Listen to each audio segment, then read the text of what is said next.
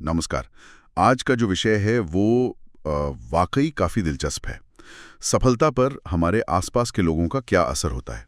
हमारे पास एक स्क्रिप्ट का अंश है जिसका टाइटल है आपका सर्कल इक्वल्स टू आपका भविष्य।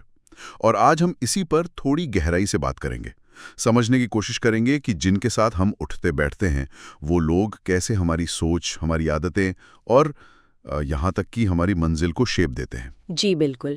और ये जो स्क्रिप्ट है इसकी बुनियाद असल में जिम रोहन का एक बहुत मशहूर कोट है। वो कहते हैं कि आप उन 5 लोगों का औसत बन जाते हैं जिनके साथ आप सबसे ज्यादा वक्त गुजारते हैं। हाँ, मैंने सुना है ये 5 लोगों का औसत। एग्जैक्टली सुनने में बड़ा सिंपल लगता है ना, पर इसका असर बहुत गहरा है।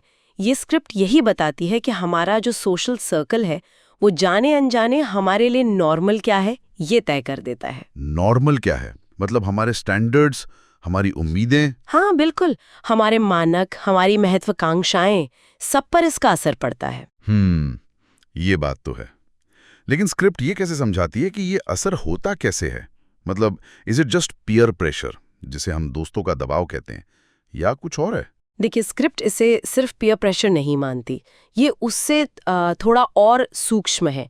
वो इसे सामान्यीकरण या नॉर्मलाइजेशन कहती है। नॉर्मलाइजेशन कैसे? मतलब हमारा जो माहौल है, हमारे दोस्त, परिवार, कलीग्स, वो सब मिलकर एक तरह का स्टैंडर्ड सेट कर देते हैं कि भाई यहाँ क्या चीज़ सामान्य मानी जाती है। जैसे अगर आपके सर्कल में लोग मान लीजिए टाल मटोल करते हैं, प्रोक्रास्टिनेट करते हैं, हाँ, तो धीरे धीरे आपको भी वो नॉर्मल लगने लगता है, अरे सब करते हैं टाइप।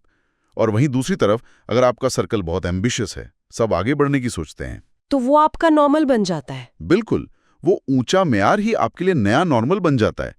फिर आपको लगता है कि यही अपेक्षित है। ये तो एक तरह से अदृश्य असर हुआ फिर, जो हमें ऊपर या नीचे खींच सकता है। एकदम सही कहा।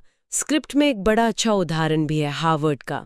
एक लड़की दिव्या, उसके ग्रेड्स पहले औसत थे, मतलब सी के आसपास, ओके। लेकिन वो हार्वर्ड गई। अब वहाँ का माहौल कैसा है, सब हाई हाँ, अचीवर्स। जाहिर है। तो वहाँ के माहौल में रहकर उसके ग्रेड्स भी सुधर गए, ए लेवल तक पहुँच गए। ऐसा नहीं कि किसी ने उस पर सीधा दबाव डाला, पर वहाँ का नॉर्मल ही इतना ऊंचा था। हाँ, कि वो खुद ही ऊपर उठ गई। हाँ, उस माहौल ने अनजाने में ही उसके स्टैंडर्ड्स को बढ़ा दिया। तो ये दिखाता है कि प्योर प्रेशर अगर सही माहौल हो तो पॉजिटिव भी हो सकता है। ये बात तो सोचने वाली है, बिल्कुल। तो अगर कोई अपनी जिंदगी में आगे बढ़ना चाहता है, कुछ बेहतर करना चाहता है, तो स्क्रिप्ट क्या सलाह देती है? क्या मतलब पुराने दोस्तों को छोड़ दें? ये तो मुश्किल चीज है। नहीं नहीं, स्क्रिप्ट ये बिल्कुल नहीं कहती कि पुराने रिश्ते तोड़ दें, वो अव्यावहारिक भी है। बल्कि स्क्रिप्ट कहती है कि आप सचेत हों, कॉन्शियसली चुनें कि आप किसका प्रभाव अपने ऊपर सबसे ज्यादा होने दे रहे हैं। सचेत होकर चुने। कैसे? पहला कदम है अपने सर्कल का एक तरह का ऑडिट करें। ऑडिट मतलब जांच? हाँ, ईमानदारी से खुद से पूछें, वो 5 लोग कौन हैं जिनके साथ आपका सबसे ज्यादा समय बीतता है। क्या वो आपको इंस्पायर करते हैं या आपकी एनर्जी खींच लेते हैं?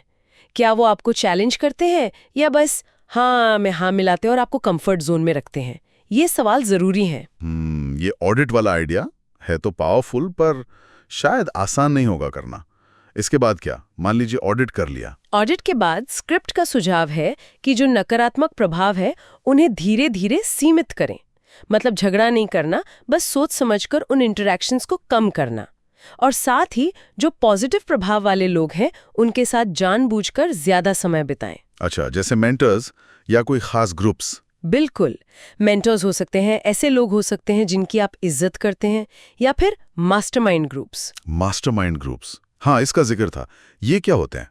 स्क्रिप्ट में कुछ उदाहरण है इसके? टॉलकिन थे। लॉर्ड ऑफ द रिंग्स वाले? हाँ वही। और सीएस लुइस भी थे जिन्होंने नार्निया लिखी। ये लोग रेगुलरली मिलते थे, अपने लिखे हुए पर बात करते थे, फीडबैक देते थे। अच्छा। स्क्रिप्ट ये सवाल उठाती है कि क्या टॉलकिन बिना लुइस और उस ग्रुप के सपोर्ट और क्रिटिसिज्म के लॉर्ड ऑफ द रिंग्स जैसा काम कर पाते? शायद नहीं। ये तो कमाल की बात है। और उदाहरण? और भी हैं, जैसे ओपरा विनफ्रे हमेशा अपनी मेंटर माया अंजेलो का जिक्र करती हैं। स्टीव जॉब्स के लिए शुरुआती दिनों में इंटेल के रॉबर्ट नॉयज मेंटर थे। और वॉरेन बफेट और बिल गेट्स, वो तो एक दूसरे से कितना सीखते हैं ये सब जानते हैं। तो ये कोई मतलब इत्तेफाक नहीं है, ये सफल लोग जानबूझकर ऐसे कनेक्शंस बनाते हैं। बिल्कुल। पैटर्न साफ है। सक्सेसफुल लोग समझते हैं कि अकेले आगे बढ़ना मुश्किल है। वो जानबूझकर ऐसे सर्कल बनाते हैं जो उन्हें चैलेंज करें, इंस्पायर करें, नए आइडियाज दें। स्क्रिप्ट में एक और लाइन है, आपका नेटवर्क इज इक्वल्स टू आपकी नेटवर्थ। हाँ, ये भी सुना है, पर इसका मतलब सिर्फ पैसा तो नहीं है ना? नहीं, बिल्कुल नहीं। यहाँ नेटवर्थ का मतलब सिर्फ पैसा नहीं है। इसका मतलब है ज्ञान, आपकी सोच का दायरा, आपको मिलने वाले मौके, आपकी मानसिक मजबूती, सब कुछ। तो वो जो एक और विचार है कि हम अपने लक्ष्यों के स्तर तक नहीं उठते, बल्कि अपने सिस्टम या सर्कल के लेवल तक गिर जाते हैं, ये काफी गहरा है। हाँ, ये बहुत जरूरी सबक है। स्क्रिप्ट यही कहती है कि हम कितनी भी ऊंची एम्बिशन रख लें, अगर हमारा माहौल, हमारा सिस्टम हमें नीचे खींच रहा है या वही रोके हुए है, तो आगे बढ़ना मुश्किल है। बहुत मुश्किल। इसीलिए अपने सर्कल का चुनाव बहुत सोच समझकर करना चाहिए। यह आपकी तरक्की की दिशा तय कर सकता है। तो कुल मिलाकर इस सारी बातचीत का निचोड़ यही है कि भाई, जिन लोगों के साथ हम वक्त बिताते हैं वो चुपचाप पर बहुत गहराई से हमारी ग्रोथ और सक्सेस पर असर डालते हैं। और हमें कॉन्शियसली ऐसे लोगों को चुनना चाहिए जो हमें बेहतर बनाएं। बिल्कुल सही। और जो जाते जाते एक सवाल जो स्क्रिप्ट के आखिर से ही आता है, वो शायद सोचने लायक है। क्या हमारे जीवन में ऐसे लोग हैं जो हम में वो क्षमता देखते हैं जिसे शायद हम खुद भी नहीं देख पा रहे? और अगर नहीं, तो ऐसे लोगों को ढूंढने के लिए हम क्या कदम उठा सकते हैं? ये सवाल वाकई सोचने पर मजबूर करता है।